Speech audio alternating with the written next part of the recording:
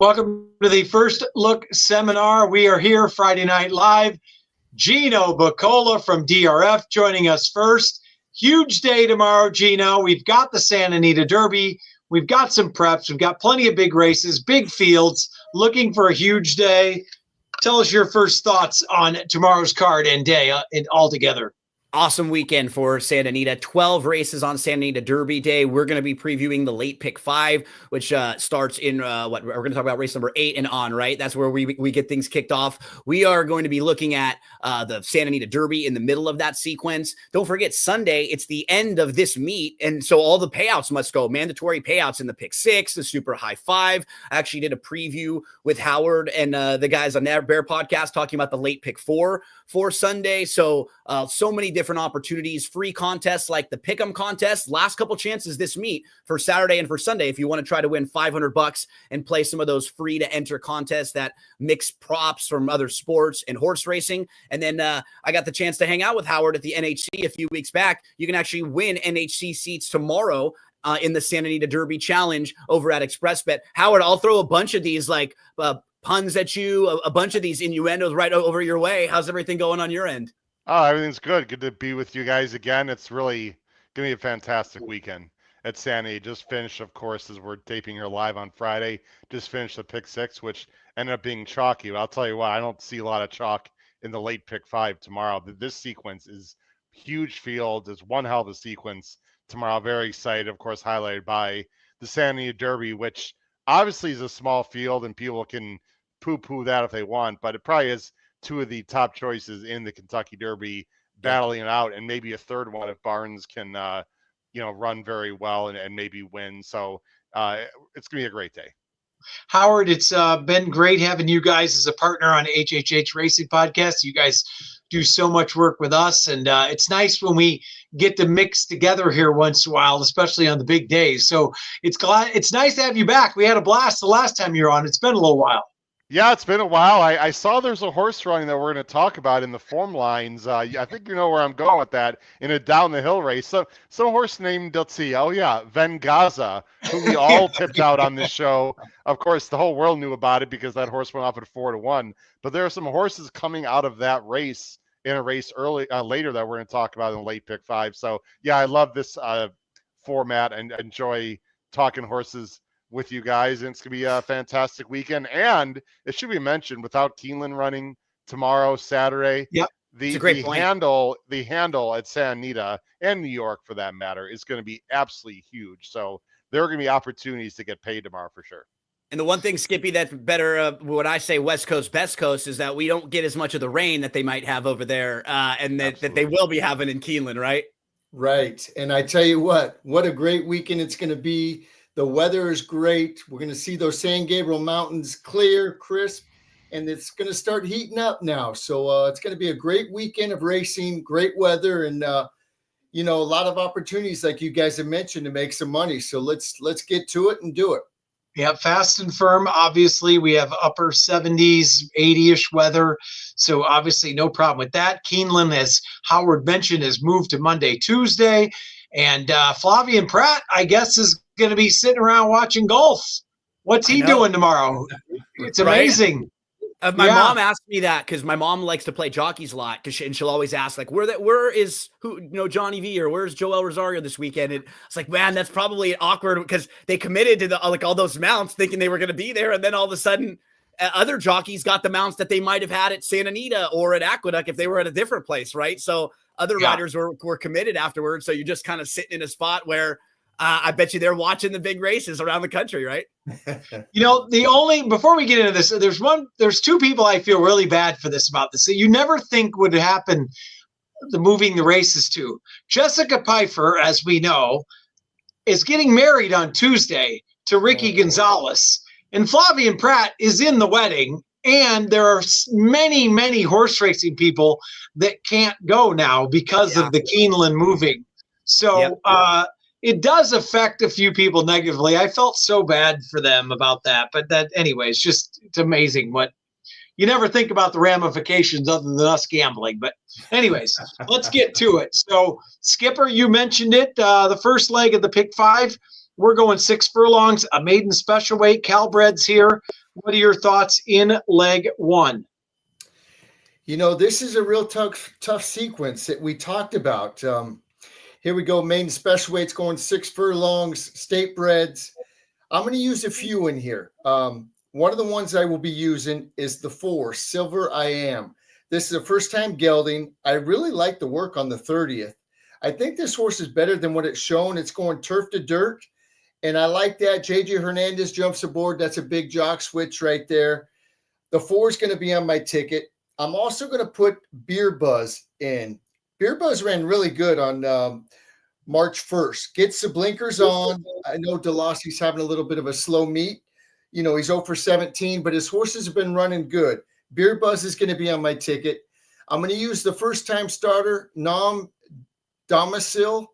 This horse by Simon Callahan. This horse is trained good too. I like the work of the ones that I saw on February 9th. I know that was a little while ago, but this horse looks like it's got some run.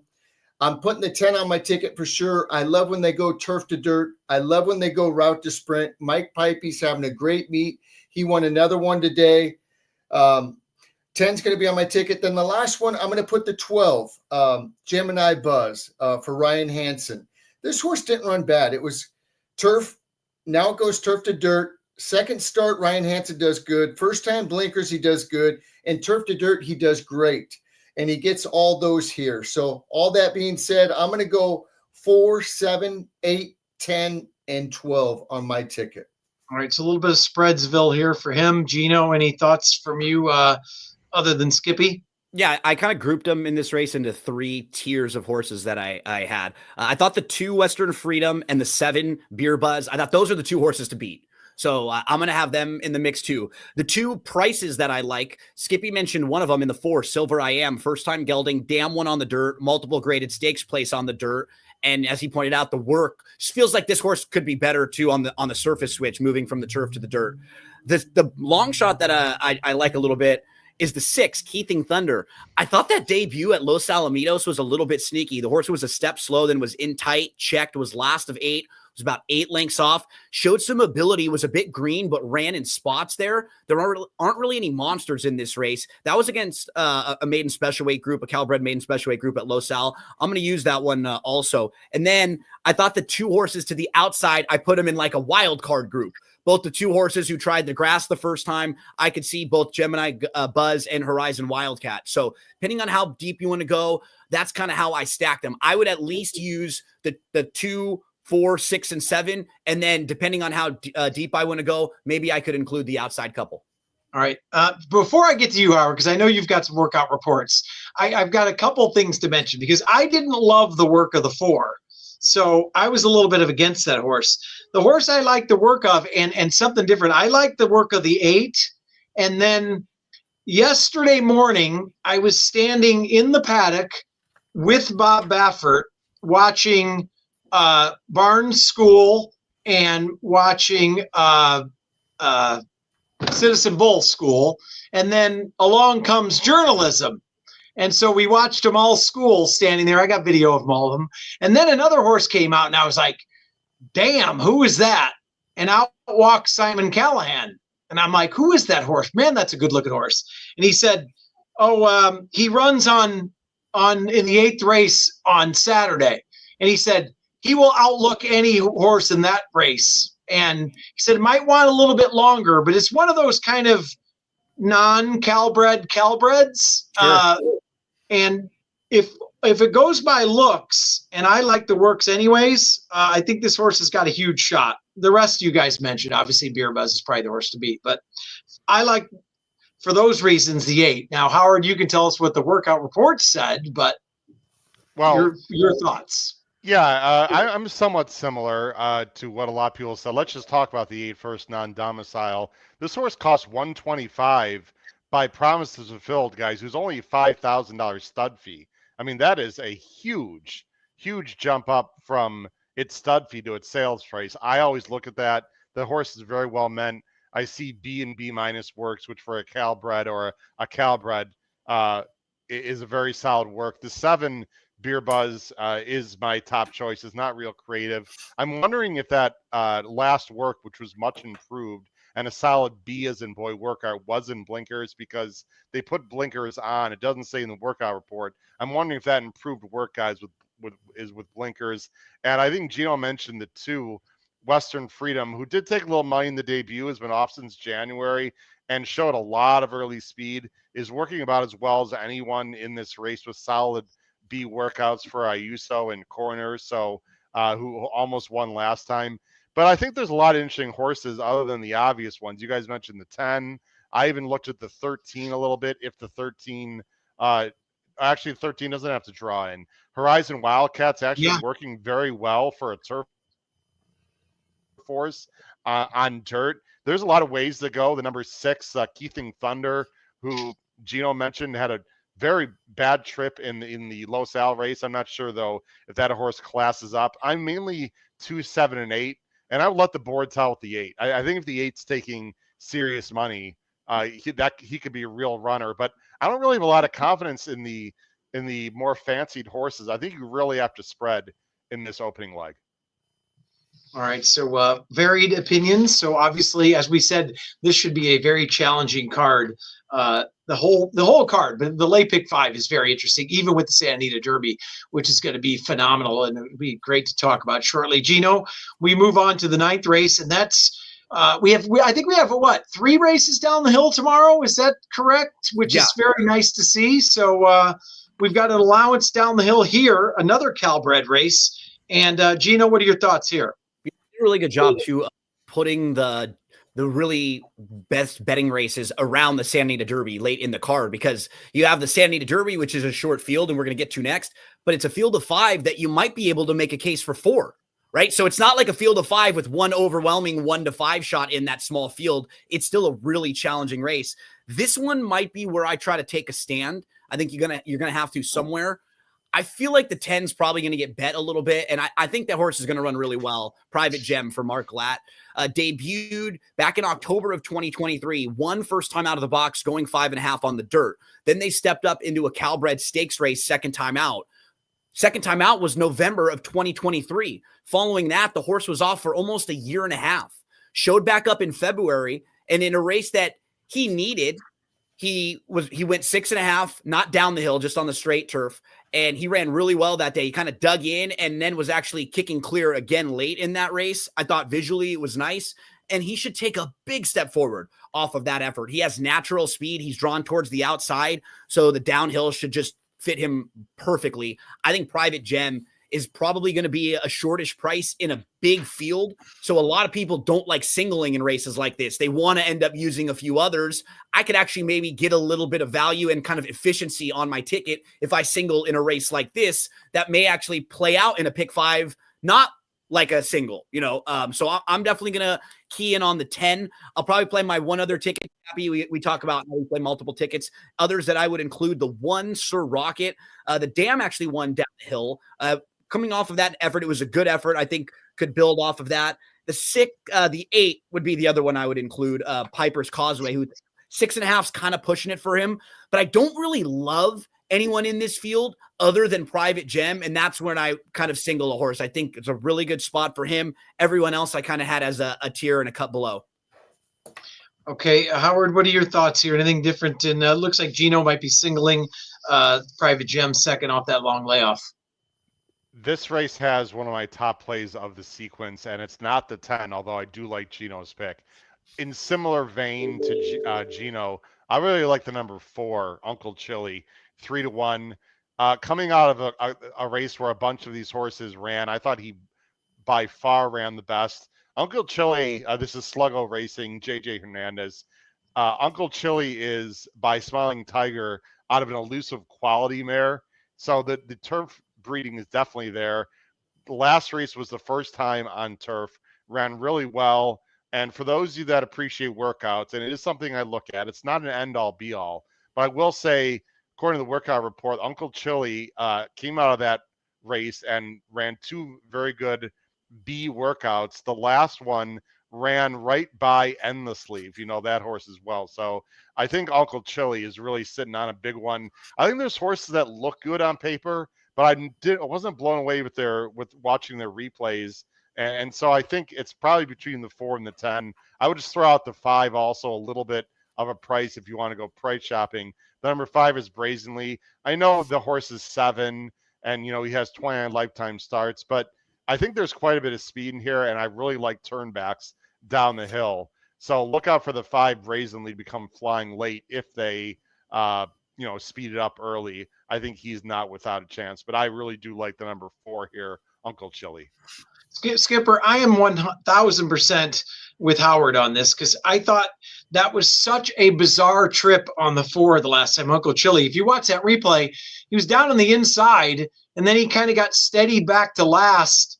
And when he turned for home, it almost looked like JJ was just going to ride him out and not even push the horse. And all of a sudden, about halfway down the lane, he started moving and he nibbled him a little bit. And he kicked it into high gear and flew late. And I thought there's so much more there. And that was so sneaky. I will single this horse on one of my tickets. Wow. Hey, Chappie, I don't mean to interrupt you. I'm sorry to interrupt you, but I think it's worth mentioning. The final 16th of a mile, he ran in 11.6 for the final 16th of a mile. It's not his final eighth, final eighth in 11.6 in that race. The next closest final eighth of a mile was 12.19. So he ran 0.6 faster in the final eighth than anyone else in the race. And if you figure 5 lengths is about 5 lengths is about 1 second. He ran like 3 or 4 lengths faster than anyone in the final eighth. So I'm glad you mentioned that. I'm a math guy, so I think it's worth noting that he was by far the best late. It wasn't even close in that race. Yeah. I mean, I know I'm playing with fire there because I will have a backup ticket with Private Gem because, like Gino said, second off that long layoff, Glatt's been red hot, could move way up there. Skip, what are your thoughts? Yeah, I'm with you. I was really impressed with the 4, Uncle Chili. First time on grass, and I saw all the things that you saw. That's probably my top play. On one ticket, I'm going to go a few deep, and on my other ticket, I'm going to spread a little more. I'm glad that Howard mentioned the 5, Brazenly. Like he said, we know it's 7 years old, but this horse kind of seems like one of those that will like the downhill turf course. Yeah. The miler, they love this 6.5 coming down the hill. This horse might really like that. So I got to put the 5 in. Another one that I want to mention that nobody did is the 7 Smiling Beast. First time out, I believe, Chappie, you gave that out on the radio, and it had a horrendous start and looked like it was done and won easily. Came back and won its next start. And then last time, it was in the Cal Cup Sprint. That was against Big City Lights. I mean, there's no better Cal-bred sprinter right now that the Chosen Brawn is retired, than Big City Lights. So the 7, another one that I want to mention, I'm going to use the 10 with Gino, but the last one I'll mention is the 12, Catman Sue. Yeah. Jeff Mullins trains this horse. I gave it out on the radio a couple of years ago, and at the start, this horse looked like it had no chance and ended up getting up and winning by a neck. This horse isn't really bred for the turf, but it's got that turfy stride on him. And I just think from breaking from the outside, and how many times have I said it? On the turf, you got to use everything that Actor Barrios is on. I love the outside draw. Nobody's really better than Mullins. He does great at everything, but on turf sprints, he's really sharp. The 12 is definitely going to be on my ticket also. Yeah, it's funny, Skip. The only work you can watch is way back on February 10th, but it was with Cavallari and Nokic, and it actually worked pretty well against those, but there's nothing else on First TV to watch. I don't know if there's any workout reports on that one, but I was kind of with him on that. Bob Hess is calling me right now. I'll answer that later. So anyways. I believe that's 2 weeks in a row. Somebody was calling me last week. Right. Shoot. Yeah.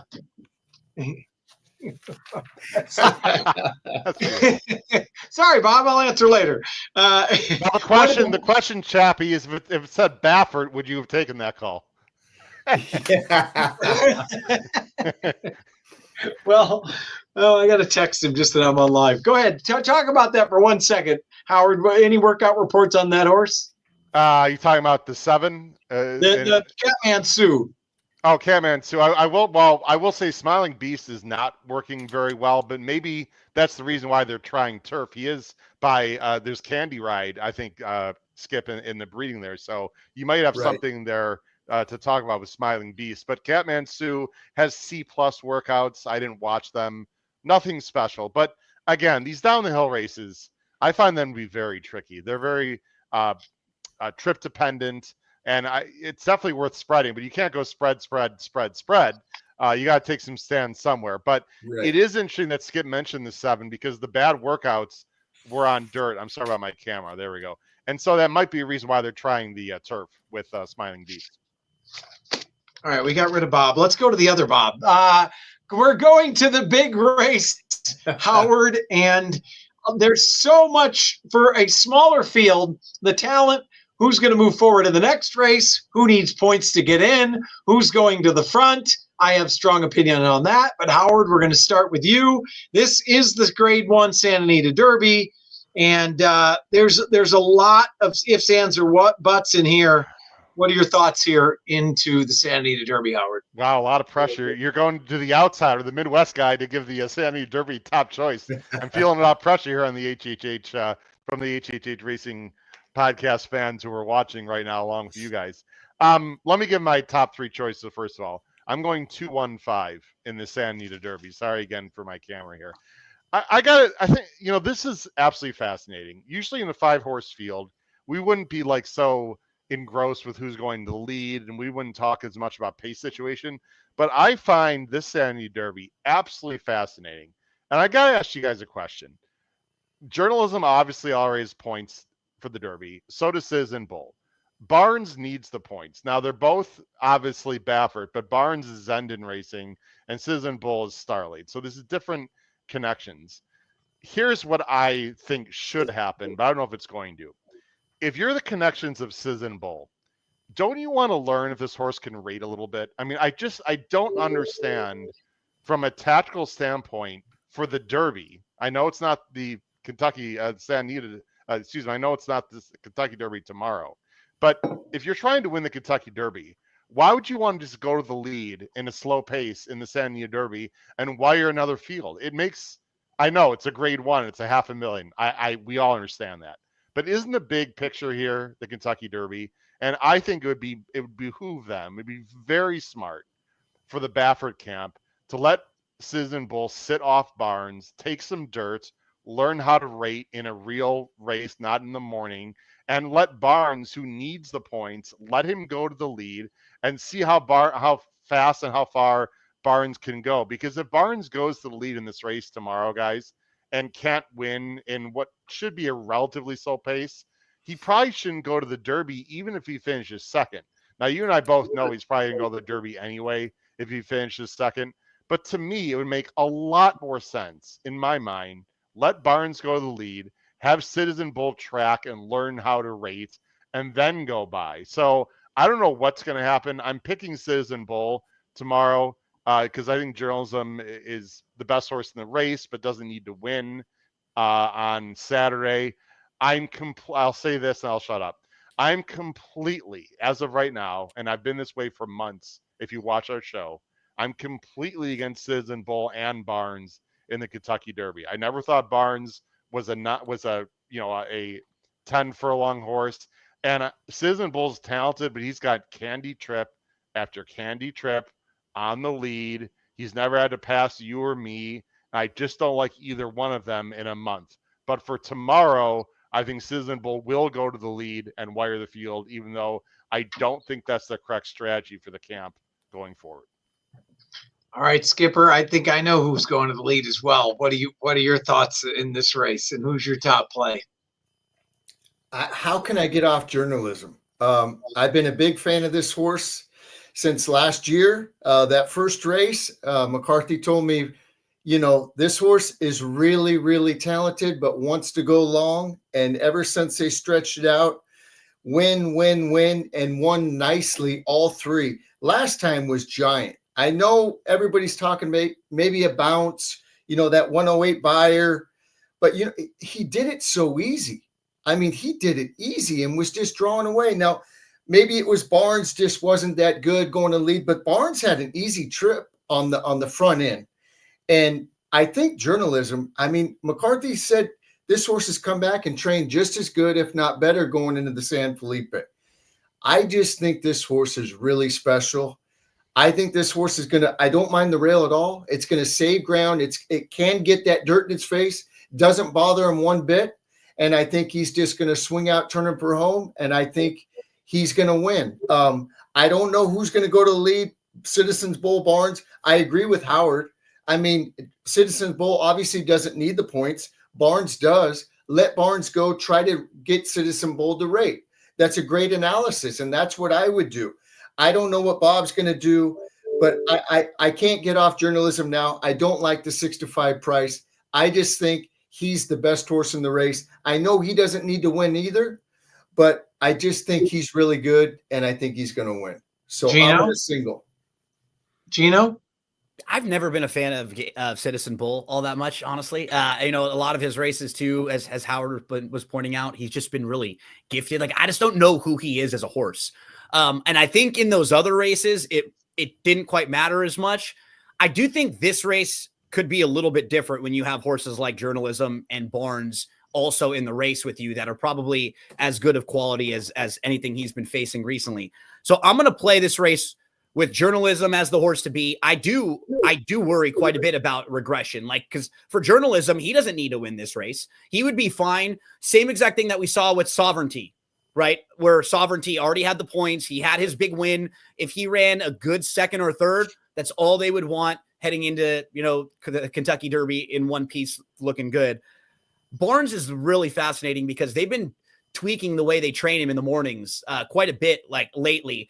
He had a couple workouts that looked bad when you watch them. One of them looked like he was getting beat up by Rodriguez. There was, I think, a kind of a confusing situation too, where one of the horses was working 6, one was working 5. So Barnes kind of stopped before the other horse kept going. I've always felt like Bob kind of thought Barnes was one of his better, or this was kind of one of the horses he wanted to prove it with, from when he sent the horse to Churchill, when he was back at Churchill, just to kind of say, hey, look, I'm back. I'm here this year. I think he's going to run a big race. I am absolutely 1000% using Baeza on every one of my tickets as well. I think that horse is going to run a big one. Is Westwood fast enough to put pressure on whoever else is in the race being the pace setter, right? That could have a little bit of a say in this race if the maiden who's in here to fill the race and maybe be a little bit of a nuisance to which Baffert goes to the front. Can that horse help set it up for Baeza? I'm probably going to be tossing out Citizen Bull and use the other 3. I think if I'm singling in the Private Gem in the race before that, I feel like he's still trying to prove a point with Barnes. So I'm expecting Barnes to run a big one. Chappie, you've been kind of teasing who you think is going to be on the lead and what you think about this race. So the floor is yours, my friend. If they all break normally, there's no way Citizen Bull's not going to the lead. And I agree with you. Maybe it should be the other way around. But Barnes has worked 3 times in a row with a target, and he's ran behind the target every time. His last one was way better too. From the way he was working, right? He looked better, working off the pace like that. It would be bizarre if you were training him that way and then he goes to the lead, right? That doesn't seem like it would make sense. No one's touching the one or the 2. Let me ask everyone that's on the screen. Does anyone on the screen think that Barnes can rate off of Citizen Bull, go by Citizen Bull, and then outkick Journalism late? That scenario seems completely asinine to me. I don't think that could possibly happen, which is why, I think they're going to send, that's why I think they should send Barnes, but I don't know if they're going to. It just, if they rate Barnes and he's doesn't get the 9 panels and Journalism runs his race, Barnes is not going to be in the Derby, because he's going to finish 3rd, right? So I just, with the reduced points too, it's fascinating. And look, I have not won a Kentucky Derby on a horse. I've never trained a horse. I'm just some knucklehead who plays the horses the last 30 years, but this makes no sense at all to me for the Baffert camp to rate Barnes in this race at all. Yeah, To rate yeah. him. Makes zero sense to me. You're right. To do that. I could be totally wrong. I don't think anybody touches the one or the two. I think it's either one. I think Citizen Bull goes to the front. I think you guys are underestimating how good Citizen Bull is. That doesn't mean I don't think journalism isn't going to be better in a month from now, the longer they go. But, you know, been untested, but so what? He goes to the front and keeps winning. So to Justify and a lot of those horses. But I'm not comparing him to Justify. Let's not go that far. But I picked Citizen Bull on top tomorrow to go wire to wire. I think journalism's probably a little better, but I don't think the other three belong in the race. If I may just say one other thing real quick. This question's for Skip. I've been talking about this on my podcast for months. These small fields, and it's not the fault of Baffert at all. If anyone thinks I believe that, they don't listen to my show. But Skip, here's my question. I strongly believe these small fields where they're not getting into any trouble, they're not getting a lot of dirt kicked in their face, they don't have to go in and out of holes, is really going to hurt the West Coast horses in the Derby. And as much as I love journalism, I'm afraid that might be his bugaboo, because these small fields, while it's great to get points, is not good experience for the horses for the Kentucky Derby itself. I agree with you. That does make me nervous. You know, the only thing, like I'll say, it makes me nervous, but journalism has taken that dirt in the face. And listen, the fields haven't been real big. It did break its main at Del Mar against 10 horses. Now it's going to see a lot more than that in the Derby. But I think the farther the better for journalism too. I can't jump off. I'm rooting for it. My good buddy Michael McCarthy trains it. Chappie's going to be going to the Derby. There's a chance I might be going to the Derby, and I think this horse is really special. So yeah. I do think it will be a little bit, but not so much maybe with journalism, because it's shown that it has got that dirt in its face before breaking the maiden at Del Mar. Yeah, he's my top choice, and I'm going to the Derby too. So let's just have a party there, guys. Nice! I love it. I love it. Well, real quick, last question, because I don't watch all the preps around the country as much as you guys. From all the preps so far, it doesn't, and somebody's going to go also because there's 20 horses, but it doesn't look like there's a whole lot of speed signing up for the Derby, does it? I think some of it depends on what's happening this weekend. Like Owen Almighty, who has no business being in the Derby, has qualified for the points. In fact, the trainer said we shouldn't even go to the Derby, but everyone's got what we call DFS, which stands for Derby Fever Syndrome. So, when they qualify, what about Flood Zone? I mean, he's quick. He's running Dubai. Yeah. He's going to go. American Promise. It only takes one, Chappie. It only takes one trainer and one jockey to say we're going. And the weird thing is there's other Bafferts that are in as Getaway Car is still in the race if he wants to go. I don't know if they're going to, because he had a disappointing effort. I'd imagine they cut him back probably, right? Yeah. Last week there were a lot of closers that qualified, Chappie. So you're right. That doesn't look like crazy speed right now, but I think there's enough early speed. And Getaway Car, Madacat Road are in the field right now. You have American Promise, who's in the field right now. Flood Zone, who Power just said is in the field right now. Neo Equus, who possibly could qualify. He was the speed horse in the Florida Derby, and he's shown speed a couple times. They said that if he gets in, he'll go. I don't know if he was a horse who could win the race, but he would be a speed horse, right? Like we're talking about a horse whose only shot would be forwardly placed. River Thames. Yep. Is another one. That's right. John Hancock, I think he's number 20 right now. Well, yeah, he's not going to get it. If he signs on, he'll be good to go. Yeah. I think there's enough speed, Chappie, but I don't think there's a crazy talking about amount Herbie of speed Hancock. Right now. I said John Hancock. If he signs on, that was. If Barnes gets in, if Barnes goes to the lead tomorrow and qualifies, whether he finishes first or second, that really speeds up the Derby, in my opinion. Yeah. He goes to the lead on the fall chair, but that's probably what's going to happen. I don't know. There's some fast horses in New York, like Sand Devil for Linda Rice. He's a fast horse. There are some fast horses running in New York tomorrow. And Rodriguez tomorrow. Yeah. So it's undecided. We can talk 25 minutes. By the way, Rodriguez is working much better than before. That's a very interesting horse. He hasn't done nothing, but he took the blinkers off, I believe, right? Well, because he's a little bit of a head case. Bob said that a few times. Like he's the later developing of the horses in the crop. So he's good in the mornings, but he's been a little tougher in the afternoons. He said he specifically thought about either Keeneland or Aqueduct, and he purposely went to Aqueduct because he thought it would be quieter, less people there, be easier for the horse to kind of, and he wouldn't have to go in a rowboat. Yeah, but it might be raining out there. But I think for him, he gets the inside draw. They just got to go. Yeah. All right, we just spent 38 minutes on a 5-horse field. Go ahead, Howard. Well, I'm sure Rodriguez won't get geeked up at the Derby. There's only 120,000 people. I'm sure he'll be fine. I'm sure he'll be fine there, guys. No worries. And the three of us aren't going to help anything, but Skip will be in the paddock with. Maybe you'll write journalism, Skip. All right. Let's go back to you, Skip. Now we're going on to race 11. We're back down the hill. Another 6.5 furlong, another interesting race, another full field. A horse that's coming out of a race that we mentioned, Vengaza, that's interesting. Skipper, what are your thoughts here? I'm going to use a few in here. The one I'm going to use, Monjica, for Mark Glatt, doing great. This horse has gone in the lead the last 2 times. It won't get the lead in here, and I think this horse will be better from coming off. This is one that I think might like this 6.5 coming down the hill. Also, at 15-1, I got to use that horse. I don't like the rail coming down the hill, but if Karushi Kimura takes hold of this horse, it'll be okay.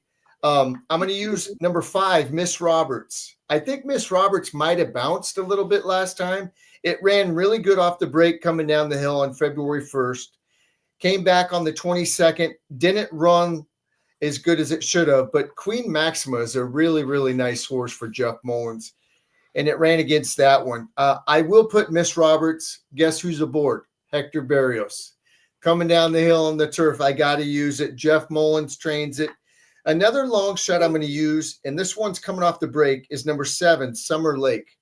This horse has some good races. I know that it's a Calbred, but this horse I'm going to be using on my ticket. I love the 20-1 price. I always thought this horse had some talent. I like the breeding. The other ones I'm going to use 2 more. I'm going to use the Mike Pipey for Sluggo Racing again. He's got a couple big shots tomorrow, so good luck to Sluggo. He's a good buddy of ours, and Pipey. And then the last one I'm going to mention is the 11, Shocking Gray. This horse ran really good 2 back in the Sunshine Millions Philly Mayor turf coming down the hill. Last time, George Papadromo, that was the first time with it from Jeff Mullins. Maybe he's learned a little bit more about Shocking Gray, and at 11-1, I'm going to put Shocking Gray also.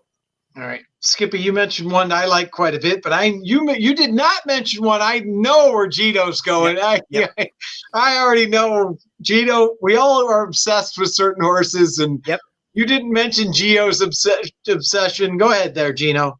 Yeah, the 9, Andiamo Ragazza is a horse who, you look at her downhill race back in October, that 4th, that was really good. And that's one of those races that you keep kind of going back and trying to play her in spots because it was good. I think it was the 2nd highest buyer speed figure in the field, actually, when she ran an 86 buyer speed figure that day for grass races. Following that, she's on the dirt. She misses the break. Next start out, she's going 6.5 down the hill again, does not have the best of trips at all in January. And then most recently, she's a step slow. She's last of 9. She's in between horses. She got steadied. She has no room. Once she gets into the clear, she closes really well. And it's way better than that 4th would just look on paper on the flat 6 furlong. So I'm going to keep using her, especially because she's prices, right? Like, it's okay to keep throwing in horses like this, waiting for them to hit once, because if you get 1 out of 5, you're fine with a horse that's a big price like this. Is that a typo on the 6 Thermal? Because when I handicapped these races the other day, we didn't have the morning line. Like, is that, they say 20-1 on the morning line for that horse? 20-1. Yeah. How? Thermal was 2-1 in the last race at the same level. Like, is that how could the horse be anything close to 20-1? Right? I'm not smoking anything. I mean, I might be, but right now I'm not at the moment as we're talking about this, right? Because Thermal was 5-2 last time out, and that was in the first start of over a 1.5-year layoff.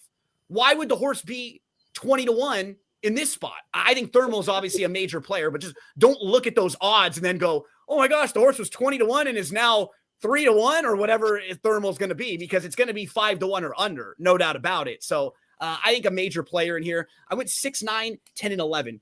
Skippy mentioned the other two to the outside. Nene Diamond, Super Logical, and Shocking Gray, I think fits pretty well. That 2 starts back race down the hill was really good. The Sunshine Million Filly and Mare Turf Sprint. I think Howard and I can feel where he's going here. I think we're going to go on the same horse here. Well, Howard, who do you? Go ahead. We know Gino was going to take the Italian named horse. I mean, come on. I mean, we knew where he was going.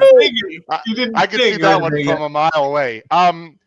The March 1st race you guys are talking about, people at home need to watch that replay. 5, 6, 8, 9, and 10, all coming out of that race. And I, generally speaking, do agree with Gino.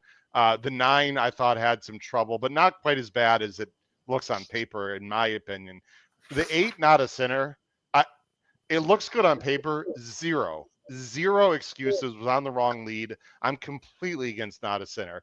Nene Diamond can win, but he also got a nice trip. There's 2 horses. The 9 you mentioned, Gino, I really like Miss Roberts here. I can't help myself. Miss Roberts ran so well in the Vengaza race. She was the 7 that day. If you watch the Vengaza race, she was coming like an absolute train and had some trouble and probably would have beaten our Vengaza horse. I know. To be very honest. Now, Skip mentioned this horse last time. She didn't break well. And then she was like rank and all like geeked up. She was uncovered. It was just weird. Like she was so bad. It was almost hard to believe. I think she wants to have a lot of pace in front of her. She's going to go down the hill. She's going to get cover. Miss Roberts, the number 5, is my top choice to bounce back, but you have to spread a lot. The other horse I don't think anyone's mentioned yet that I like a lot is the number 4, Soho, who's going to be tactical and has been working absolutely lights out with A- and B workouts and is not coming out of the June or the March 1st race. So I'm not sure how good that March 1st race really is. The ones I want out of there are 5 and 9, and I'm going to use Soho. So I'm going 5, 4, 9, 10. I'm just against Not a Sinner, and I'm going to try to beat Nene Diamond. So we always do our 2 tickets, Gino. And my second ticket single will be the 5, Miss Roberts. Wow. First of all, the price is right. Second of all, if you go back, we all love Vengaza. And if you watch that race, like Howard said, we got a little lucky maybe there because Barrios had this idle mid-stretch and then got through kind of down on the inside and might have won that race. And then last time out, I don't know, maybe just it wasn't down the hill. Like Howard said, that horse was slow, then rank. I just tossed that race. 3rd off the lay. Mullins has been on fire. They thought of enough of this horse to run in a couple grade 3s beforehand. I just think this horse is set to run a huge race, especially at that price I love. So you guys mentioned the other ones that I would use in the other ticket I'm spreading, but my others and the other horse I have to mention that probably won't even get in, but has talent. It's goofy, but if Needle Point gets in the race, Needle Point has talent. It just hasn't shown it yet. I think I've given that out twice. This will be another one of those I'll give up on it after this next time. It probably won't draw in, but that horse can run. And those are the types of horses where like they perk up down the hill, right? Because the hill is sort of that like different, unique. They can just let the horse sit to the outside and just let him kind of relax and then run and be really wide. And you don't worry about the trip as much. A lot of times those horses that you think have something, they get to a unique course like the hill or like a tricky distance, and then they are able to show it. Yeah. Well, not only that, she was sprinting in Europe, Jeff. So maybe she's a sprinter and she doesn't want to go 2 turns, and so I think she's interesting. I give Skip credit for the 1. I have the 1 as a B, as in boy. I agree everything what Skip said about the 1. This is I wrote down very tough. This is probably for me the biggest spread race of all the 5 races we're looking at, in my opinion. That's why you single or go against everybody. No, I don't. Gotta take a shot somewhere. All right. We're on to the 12th and final, I guess, already. Wow, how time flies. Who do we start with this time? I forgot where we're at. I got so fired up. Gino, let's go with you. I'll take the baton for the So, finale. a mile on the turf, another tough race, another full field of 10.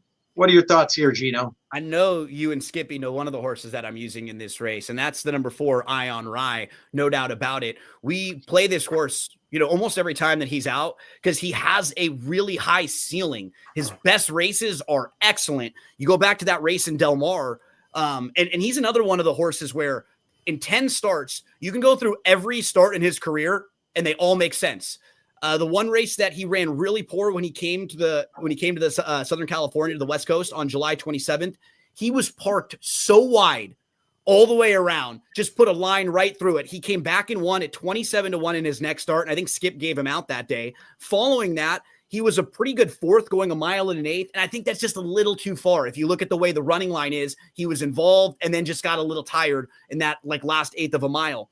Comes back off a bit of a break. He runs 2nd behind El Patente. It's a really good effort. El Patente is extremely sharp, like a really top tier mile turfer right now for Blacker. And then in the March 2nd race, I don't know if he was ever going to win. He certainly could have been a lot closer. He was down there on the inside, and I don't know if it was a combination of him and Victor. He didn't want to hit the spot on the inside. And there was a little bit of room down there. He just hesitated when it was time to go in there. And if people are just playing him off that race and they look back and they go, oh, he was a beaten favorite. He got defeated by a couple others in here. I think they're going to, maybe he doesn't like the inside and they'll have to get him outside. That's fine.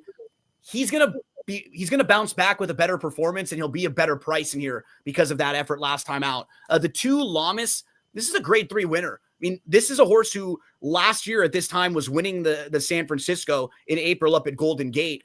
And then look at some of the horses he's faced recently. Conclude, who was in excellent form. American Admiral, who actually just came back and ran pretty well. JB Strikes Back, who strung a couple wins together for Doug O'Neill. And then El Patente, who we were just talking about. Any one of those horses would be really tough in a spot like this. It's kind of like the reset spot for Lamas, getting to drop in class, kind of get a little bit of a freshening. They've had a couple months to kind of let's get started over. I'm definitely throwing the 2 and the 4 in all over the place. The 1 Genius Jimmy, I'm expecting to run well. The only thing that concerns me about him, he does seem a little one-dimensional. Like he does need the lead. I don't know if he can sit and come off if he battles, but I want him in the mix just in case he can clear from down on the inside. So 4-2-1 is how I stacked him in here. Was giving some looks to the 10, possibly City Exile on the outside on another ticket as well. All right. I'm actually going to skip over to, this is like a Hollywood Squares. I'm actually going to skip over to 2 Skip, because I did write Skip next to Ion Rye, because you did get that horse out at 27-1 when it won by 2. So I forgot Gino liked that horse as well. I'm assuming that's one of you probably have a shirt made for Ion Rye at this point. Is that your top play in here, Skip? Yeah, I gotta use it. But Gino said it. The only bad race that's on the form was that July 27th race. That was the most beautiful or brutal wide trip, but it was sneaky. If you don't watch replays, you don't catch that. But it was out in the middle of the track. It had no shot. It got tired. And I just don't know how I didn't bet more money on it coming back the next time. I think the only reason why I didn't, because it broke from the way outside again. I was afraid of that same trip. But, boy, that was a good day when you could give out a horse that pays over $50. It's nice. That doesn't happen very often, not for me anyways. So Ion Rye is going to be on my ticket. I'm going to tell you a horse that I'm going to use is a 3, Kavi. This horse is bred to be a good one. It is a gelding, working good. I like the works on the 9th and the 16th. I know that was a dirt work. I still like the way it worked. It's bred for the grass. It's going back to the grass, or it's staying on the grass. But working good, stretching out. And who do they go to? The barn's go-to rider, Rispoli. The 3 is definitely going to be on my ticket. I got to use the 1, Genius Jimmy. I think this horse is the quickest of the quick. I've been a big fan of this horse. From the rail, they put the bug boy on again. I think he's definitely going. The only other one that I might mention would be Cathal, the 9. If it does get heated up front, Cathal is going to come. This horse has got a nice turn of foot, and this course could probably come and pick him up. And who's on it again? Hector Barrios on the grass. So I'm all over 1, 3, 4, and 9. I might throw in the 2 also because Gino said this horse likes to win, coming out of good races. But Covey, the 3 is my sneaky horse, and I'm a big fan of Iron Rye that we just talked about. All right. I've got a sneaky one coming too. What about you, Howard? What are your thoughts here? Really tough race. You can almost hit the all button. That March 2nd common race, Gino hit the nail on the head. I'm like, why isn't Iron Rye moving up? Just like balked or just did. I believe the rails were out that day though a little bit, and now the rails are down Saturday. That's what makes a huge difference at Santa Anita, as most people know. It favors closers, and I thought the best closer out of that race was Cathal. I'm 9-10-2 here. It's not a very strong opinion. I thought Cathal really his final quarter was absolutely outstanding and was rolling by a lot of these horses. The number 10 City Exile, which no one's mentioned, I think he needed that last one. He's been working with King of Gosford recently. I think he's going to be much better in this spot. And then the 2 Lamas, who reminds me of a horse that you guys might remember on the East Coast. It was a Pletcher horse, one of my favorite names all time in racing. Not a cat, but a llama. I don't know if you guys remember that turf horse for Todd Pletcher, the craziest name ever. So whenever I see the West Coast Llamas horse, I always think about the East Coast horse way back in the day. I don't like 8-year-olds, but Gino's exactly right. This horse exudes class, has really been working quickly lately. It feels like this is a spot that they want to win. So I'm going 9-10-2. But guys, it's not a strong opinion. You could use the 4. You could use, I don't like Genius Jimmy, but you could use him. You could go 6 or 7 deep in this race. All right, I'm gonna add one more bomb to it. All you guys mentioned. The horse that's interesting to me at a huge price is the 6 Man Among Men. Man Among Men, 3rd off the layoff. Clearly, the mile distance is what this horse wants. And then when I watched that last workout on the synthetic, which does transfer more to the turf, worked with Vengaza and worked very well and got the rare 1 in a million breezing term out here that is used about as much as Gino and I would win American Idol. We sing and we sing poorly. Hey, come on, hey. You're bad. No, you're horrible. At least I admit it. Wow. Hey, I'm classically trained here. I was in the theater and everything too. You're barking up the wrong tree, man. You wait.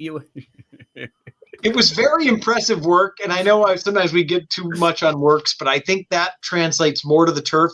This horse is tactical, and I think the mile is the right distance. And I just think in a wide open race, 20-1 is a ridiculous number. So that was the only one I would add that I think it's going to way outrun his odds. So. I'm feeling a little karaoke contest next Friday night. Everyone watch karaoke. Let's see it. We'll let the viewers determine, guys.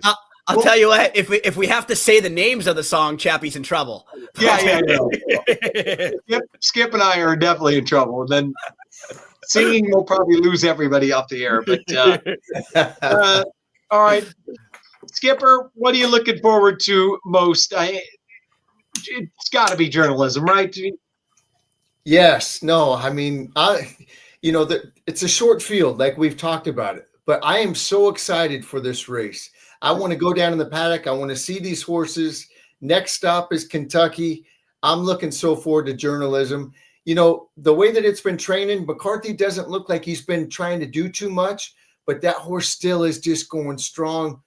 I'm so excited about that horse, and I'm rooting for him, and hopefully he'll go on to Kentucky, and who I'll be rooting for there. So I'm looking forward to a great weekend of racing, and especially tomorrow. What a great card they put together. And with no Keeneland, all eyes, I think, are going to be on Santa Anita, and, of course, Aqueduct with the Wood Memorial and stuff. But I'm looking forward to a great time at the track tomorrow. Santa Anita Derby Day. What's better than that? No doubt. And Skip is very, very close with Michael McCarthy. They've been lifelong friends. So we are rooting for you on that. And Howard, what are you looking forward to? Obviously, and then we'll have a little bonus coverage with Monday, Tuesday racing of Keeneland as well. Yeah, let me just say 2 quick things. First of all, the Santa Anita Derby is going to be an awesome race. It's going to get a huge buyer. Journalism is my top choice in the Kentucky Derby right now. I just want to caution handicappers out there. Don't go crazy with these huge buyers on some of these Santa Anita races with small fields. That's not a knock on Santa Anita or these horses. I'm just saying, guys, they're all going to get very good trips. and that's not going to happen in a 12 horse or a 20 horse field. So I just want to say that I love the race, though. It's going to be very exciting. From a horizontal betting standpoint, because we talk about it a lot on the HHH Racing podcast, let me just throw this idea out there to all you listeners and viewers. In the pick 5, if it were me, I'd spread as much as possible in races 8, 11, and 12, and I would single in races 9 and 10. Everyone at home, take a stand in the Santa Anita Derby like Skip is, and just go with a horse, because there's no reason to take a 4-5 and an 8-5. You're doubling your money for no reason at all. Take a stand in race 10, and if for me, I would single either the 4 or the 10 in race 9. So I'm going to go like 6 by 1 by 1 by like 8 by 6. You can still play that ticket. Sure, it's over $100, but get a few friends together. That's my recommendation for what's going to be an unbelievable day. Guys, thanks for having me on again. Absolutely, Gino. Got a lot going on tomorrow. Remind everybody everything that's happening. Yeah, you could start at shop.drf.com where you get the past performances. And on a day like tomorrow, they actually have unlimited day passes now. Because a lot of times, like, you don't want to purchase a track that you're not sure if you're going to play the whole races. Maybe you only want to play one of those races, or that something happens. Now you can purchase a day pass and you can go and handicap all the tracks.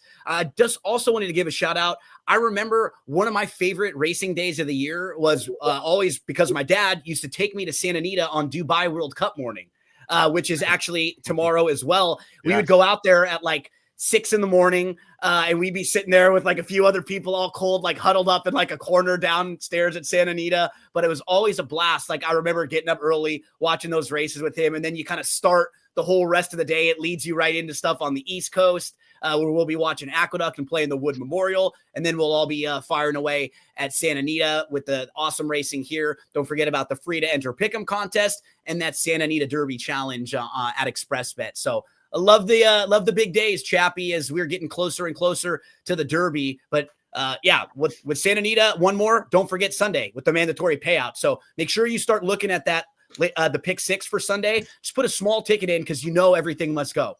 Straight no chaser in the Golden Shaheen. Let's go, straight no chaser. Hopefully he can win again and represent for the Black. That's right. Yep. And tomorrow morning on the Morning Line Sports Show, AM 8:30, 8 to 9 a.m. Pacific, we will have Michael McCarthy on, as well as Frank Miramati on the show. So, and if you ever heard Michael McCarthy, Howard, you've had him on. Obviously, he's good friends with Skip. He's on quite a bit, but he tells it exactly like it is. He pulls no punches. There is no, we need maybe one more work short. We got to do this. It's black and white with Michael. That's the way he does it. So tune in for that. And everybody, good luck. I got to call Bob Hess back. Maybe he's got something for me, and I'll keep that one to myself. Thanks, everybody. We'll see you again next week. Good luck this weekend and Monday, Tuesday. What a great weekend of racing. Thanks, everybody. Thanks, you guys. We'll talk to you soon. Good luck, everyone.